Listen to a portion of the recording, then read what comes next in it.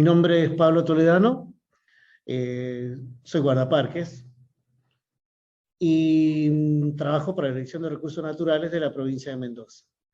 Y toda nuestra labor gira en torno al cuidado y el conocimiento del ambiente, tanto natural como el antrópico, o sea, que es realizado por el hombre. Dentro de esto tenemos una serie de modificaciones que ha hecho el hombre en el ambiente en el que vivimos.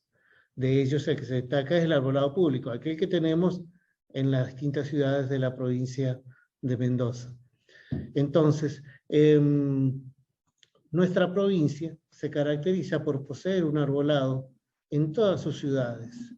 Y esto obedece a una razón fundamental, una razón primaria de los primeros pobladores que vinieron a nuestra zona, y que tiene que ver con la necesidad de crear un ambiente que sea apto para el hombre, para nosotros, ¿sí? Para poder vivir de la forma más normal posible, ya que en las condiciones en que vivimos, en una zona árida, es bastante hostil para la salud de nuestro cuerpo, de nuestra sociedad, por así decirle. El árbol tiene una gran importancia para todos nosotros, y desde allí que ha sido necesario poder desarrollar toda una cantidad de ideas, de trabajos que han permitido que este ambiente se vuelva habitable para nosotros. Por ejemplo, haciendo un poquito de historia, vamos yendo hacia atrás, lo primero que se desarrolló en nuestra zona ha sido una legislación. El 5 de junio es el Día del Ambiente, y el 15 de agosto el Día del Árbol en la provincia de Mendoza.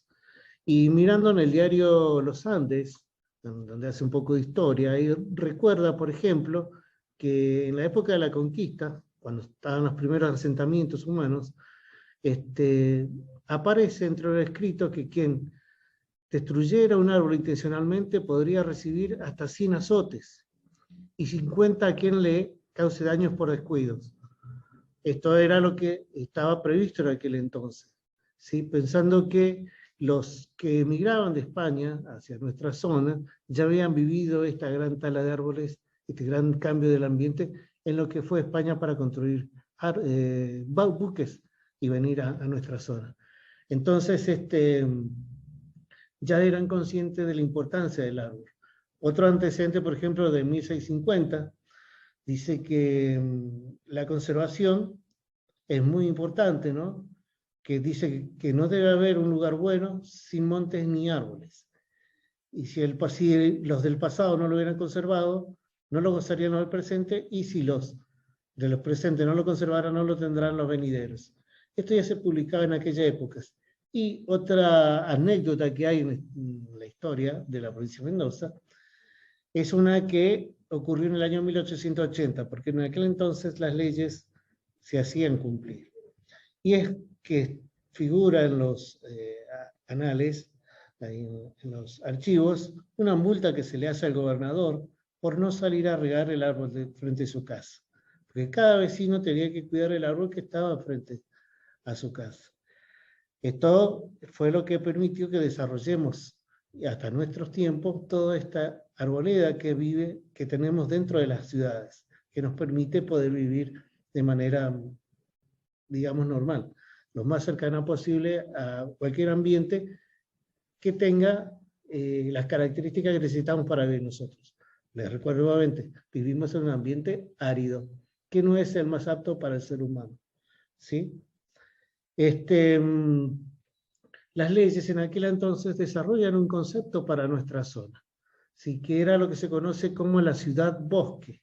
O sea, plantar árboles, y en la parte de arriba los árboles, que en la parte superior, se juntaran, formando lo que se llama un dosel. En la selva sería dosel, y en el término nuestro sería una canopia. O sea, canopia es como una especie de puente continuo en la parte superior, de manera de brindarnos a nosotros en verano sombra, fundamentalmente, protección del sol, decía, de brindarnos protección del sol con las temperaturas. Vieron que cada vez que nos metemos bajo un arbolito, la temperatura baja. Protección de los rayos del sol, los rayos ultravioletas, por ejemplo, nos protege de este tipo de cosas, esta canopia que tenemos, y fundamentalmente las hojas contribuyen a la redistribución de la humedad. ¿Sí? La humedad es el principal factor que nos permite a nosotros poder vivir en este ambiente, si no, no podríamos hacerlo, porque en un ambiente muy seco, nuestras vías respiratorias sufrirían mucho, absorberíamos demasiado polvo, demasiado aire seco, piel reseca, bueno, todos los problemas habituales que tenemos por vivir en nuestra zona. Roncar. Han prestado atención a eso, que es una característica del mendocino que la mayoría roncamos. Digo, roncamos porque yo también estoy dentro del gremio, por así decirlo. Mucho tiene que ver con la acumulación de polvo en nuestras vías respiratorias, todo esto que nos afecta y que nos traen ciertas enfermedades pulmonares, que con los tiempos terminan afectándonos a todos nosotros. De ahí la importancia de desarrollar este tipo de vegetación sobre las ciudades, ¿sí? Recuerden, canopia se llama, formar una especie de selva o ciudad-bosque, donde las plantas arriba se unen y permiten dejar galerías abajo, que es donde desarrollamos nuestra actividad diaria, en nuestra actividad humana, de manera permanente.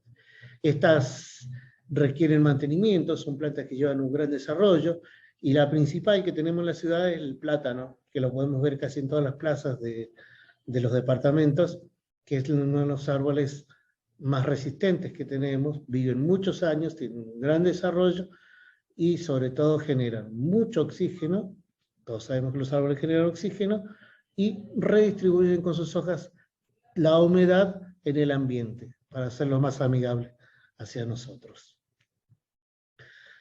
Verán que la cantidad de hojas hacen que debajo de ellos se genere un microclima.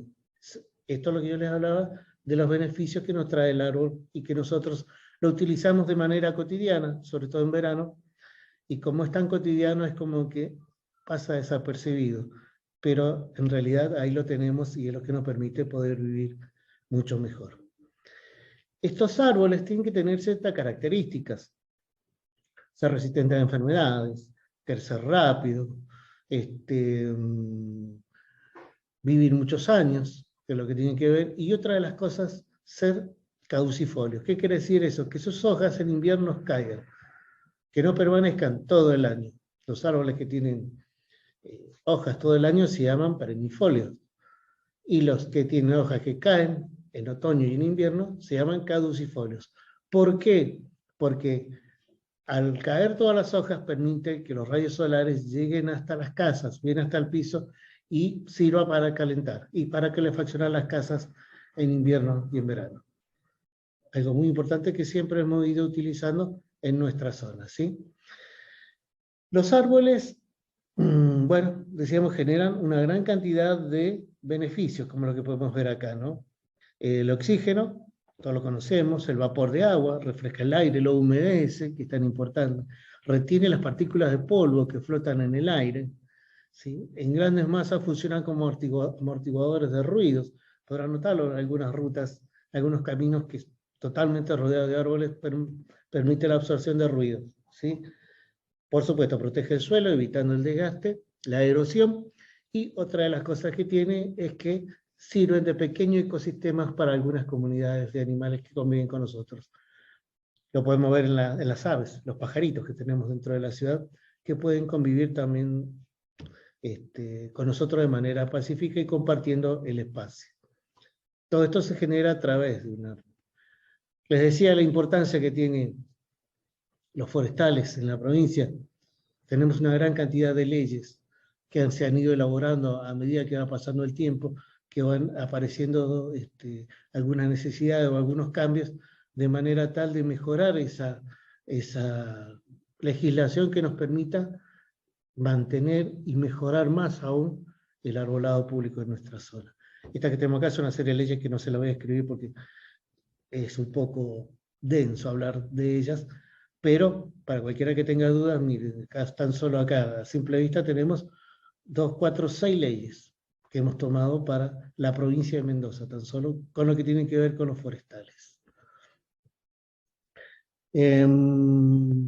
Para poder mantener el sistema de los forestales, se ha generado todo un sistema operativo en torno a esto, para poder trabajar en el cuidado y mantenimiento de la forestación en la provincia de Mendoza.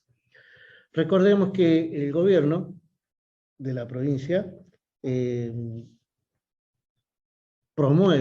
promociona el tema de la forestación en las ciudades, ¿sí? Porque es necesario, una cuestión de salud, sobre todo, y de generar un ambiente para todos nosotros. Entonces, en todo lo que es el espacio público, aquel que usamos todos, calles, plazas, rutas, canales, ríos, el Estado tiene injerencia sobre todo ese tipo de cosas. Por lo cual, el propietario de todos esos forestales que hay en la zona es el propio Estado, el propio gobierno de la provincia, por así decirlo.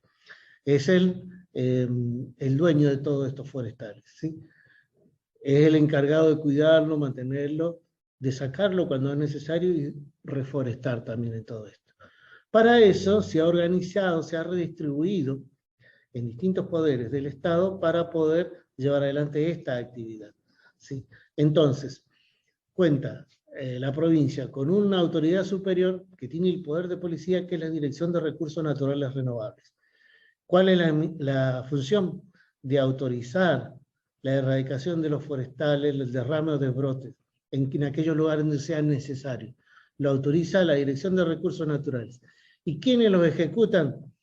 Lo ejecutan según las jurisdicciones que tengamos. Puede ser municipalidad, Departamento General de Irrigación, o las vialidades, la vialidad nacional o la vialidad provincial. Por ejemplo, en un área urbana como es una ciudad o un distrito, quien está a cargo del cuidado de todos los forestales es el municipio, la municipalidad. En una zona donde tenemos canales, los canales de riego, las acequias, es el Departamento General de Irrigación. Y en tanto que en las rutas y en los accesos es vialidad nacional o vialidad provincial. Estos entes del gobierno son los encargados de cuidarlos, de podarlos cuando es necesario, de erradicarlos si están en mal estado, de reforestar, de regar y de mantener todo el sistema de riego de estos forestales. Y ellos no pueden erradicar un forestal si no cuentan con la autorización de la Dirección de Recursos Naturales. Entonces, ¿qué sucede con tanta arboleda cuando ocurre algún problema y un vecino tiene problema con un forestal? Un vecino no puede erradicar un forestal porque él lo decida por sí solo. No lo puede hacer porque está en un espacio público. Y ese árbol en el espacio público tiene un dueño, el Estado. ¿Qué tiene que hacer? Ir al dueño, al Estado, y pedirle que se lo erradique o que vea el problema que le está generando y le busque alguna solución. Entonces, si yo vivo en una ciudad, mi problema dentro del radio urbano, tengo que dirigirme a la municipalidad. ¿Sí? La municipalidad tiene el mecanismo ya armado para ver el problema que me puede generar un forestal que está en mi casa, que puede que sea muy grande, puede que esté seco, puede que esté enfermo, puede que las raíces me estén levantando el piso, se hayan metido a la casa, me tape las cañerías, un montón de problemas. Lo mismo con irrigación o lo mismo con vialidad. Yo no lo puedo erradicar porque no me pertenece, porque están dentro del espacio público y es propiedad del Estado, como lo es una señal de tránsito, como lo es una luz o como lo es un semáforo. Y dañarlo implica un castigo, implica una falta, la cual es sancionada por el mismo gobierno. Entonces siempre recuerden esto: lo que está en el espacio público es propiedad del Estado y debo dirigirme a él para pedirle que solucione el problema que tengo. Si el árbol está dentro de mi casa, yo soy el dueño. Puedo arreglarlo cuando quiera, porque yo soy el dueño. Pero en el espacio público no es así. Recuérdelo. Y el árbol que está frente a la casa, que tenemos frente a nuestra casa, no nos pertenece, es del Estado. ¿Sí? Bien. Existen diferentes ordenanzas en las cuales se organiza cómo plantar los forestales en una ciudad, ¿sí? Por ejemplo, hay muchas ordenanzas que esto lo resuelven los consejos deliberantes de cada municipio para establecer de qué manera va a forestar una ciudad, un parque o unas calles nuevas que vayan surgiendo. Estos tipos de forestales van a tener relación al diseño arquitectónico, la ingeniería y cómo puedan que sea el lugar para forestar, como sea ese lugar para forestar. Por ejemplo, no puedo plantar cualquier árbol en cualquier lugar porque no me sale. ¿Qué tiene que decidir un municipio? ¿Qué especies poner? ¿Qué tamaño deben tener? Digamos, la magnitud de esos forestales que deben tener y cómo deben de ser. Por ejemplo, generalmente, en la mayoría de los municipios, los forestales no pueden tener espinas, por ejemplo, para no lastimarse, los niños que juegan. Debemos tener en cuenta la magnitud del forestal. Si la planta es muy grande, se le llama primera magnitud, hay de segunda magnitud y tercera magnitud. Un plátano, que es muy grande, es de primera magnitud. ¿Dónde puedo plantar un plátano? En una avenida, que tengo espacio, porque es ancha y me da lugar. No lo puedo poner en un pasaje porque el árbol es muy grande y en un paisaje muy chico. Entonces, en un pasaje, en una callecita, no va a funcionar. Es complicado para cuando hay que erradicarlo y genera peligros. Entonces, en una avenida sí tengo espacios. En una plaza sí tengo espacio. Ahí puedo llevar los forestales de primera magnitud. Como por ejemplo el álamo carolino, puede ser, el aguariguay, puede ser, que son especies de primera magnitud que podemos tener dentro de las ciudades, ¿no? Un forestal de segunda magnitud puede ser una mora híbrida. ¿Dónde lo ponemos? En las calles comunes, o sea que transitamos antes de llegar a las avenidas. ¿Por qué? Porque son un poco más angostas que las avenidas y me permite instalar en los forestales a ambos márgenes. Y un desarrollo medio tienen estos forestales de manera que cuando mañana sea necesario erradicarlo, es posible sacarlo fácilmente. Y a su vez tengo en cuenta la línea de tensión que tengo arriba, ¿no? De electricidad para evitar que los forestales tomen contacto con ella y la destruyan. Y en los lugares más chiquitos, como los pasajes, pasillos, vecindarios, todo eso, los forestales más pequeños. Por ejemplo, el ciruelo silvestre podría ser una especie pequeña que no alcanza un gran desarrollo y que permite erradicarlo en caso que sea necesario. No desarrolla un gran tronco, por lo cual no ocupa mucho espacio y es posible poderlo plantar y erradicarlo cuando sea necesario. Ahí tenemos, por ejemplo, una forma en la cual hay que organizar el tipo de forestación. Y todos los forestales deben ser plantados siguiendo la línea de arbolado, una línea, que es una línea que va pegada a la calle, lo vemos todos los días, y a la acequia, porque de ella se nutre de agua. Entonces, esa es la línea de forestales. Aquel forestal que salga de la línea, que esté más pegado, por ejemplo, tape una vereda o tape una calle, no puede permanecer porque se sale de esa línea y genera algunos problemas. Si está en una calle, va a haber problemas de tránsito, lógicamente. Y si tengo el árbol muy pegado a una casa, es muy probable que las raíces terminen levantando la casa. Por eso es necesario un orden y poder organizar la manera de ir forestando un lugar nuevo.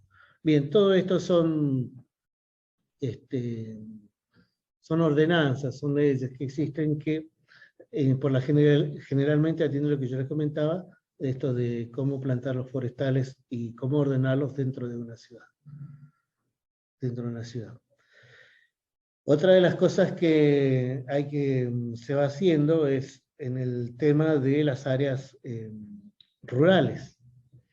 Vieron que cada vez va creciendo la problemática de la escasez de agua. Somos una zona donde el agua nuestra es escasa, no hay agua prácticamente, no tenemos. La falta de agua conlleva a que eficientizar al máximo posible el uso del agua en nuestra zona. Entonces, cada vez con mayor frecuencia se van desarrollando la canalización a través de impermeabilizar todos los canales que tenemos, todos quedan impermeabilizados. De esa manera el agua no se pierde y llega a los regantes, que es donde tiene que llegar el agua. Pero ¿qué pasó?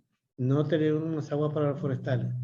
De ahí que cada vez que se construye un canal nuevo, se va impermeabilizándolo, hay que dejar previsto una muy pequeña sequía para que por ella circule agua y permita regar esos forestales.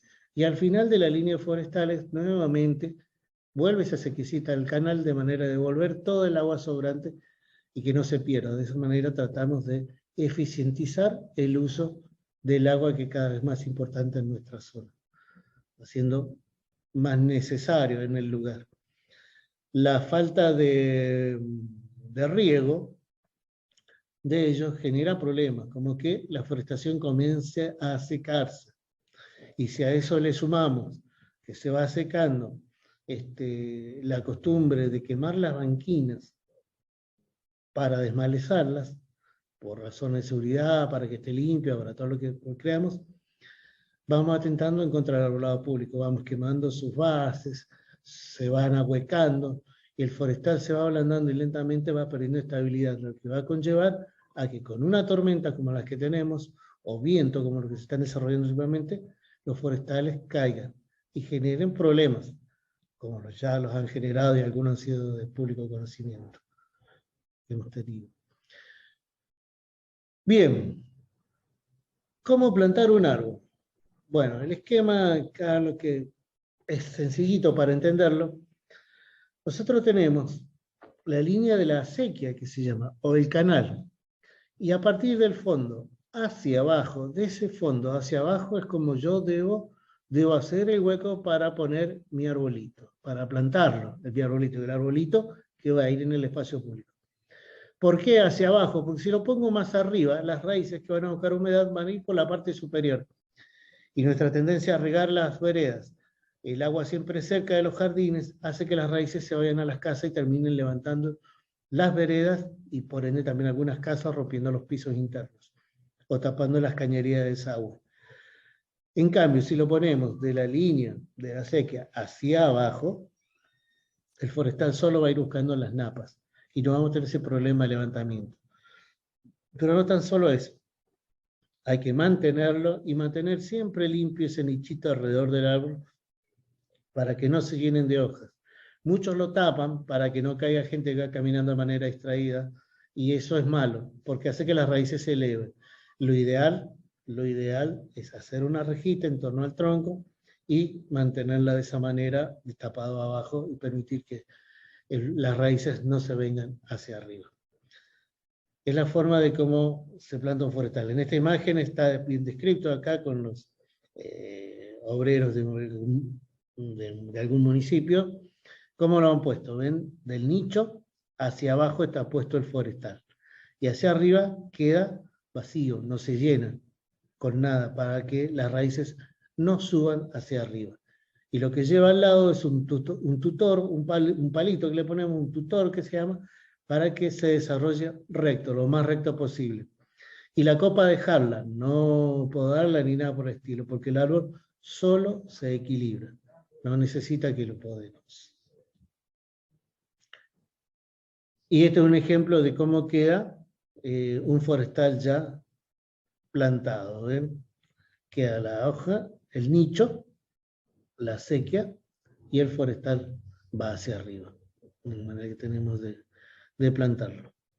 ¿Qué no está permitido? Y esto es uno de los trabajos no muy gratos que tenemos que hacer nosotros, es combatir la poda clandestina del forestal.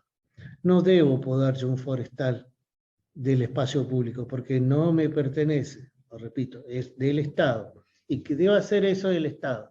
Y si el Estado incumple, debo exigirle que lo cumpla, porque si no, no es algo que me corresponda ni hacerlo. Estos forestales no se podan, porque no son frutales. Los frutales sí se podan para que produzcan, porque tienen un fin comercial.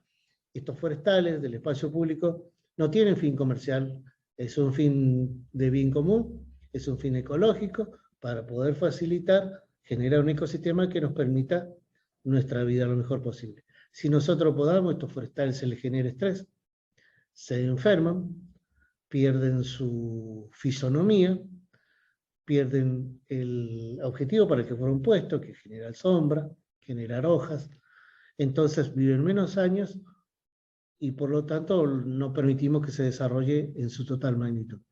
Por eso no está permitida la poda de los forestales en el espacio público.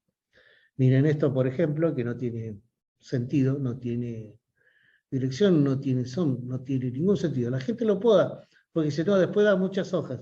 Sí, me va a dar muchas hojas, pero no va a conservar el equilibrio y no me va a durar los años que yo necesito que me dure.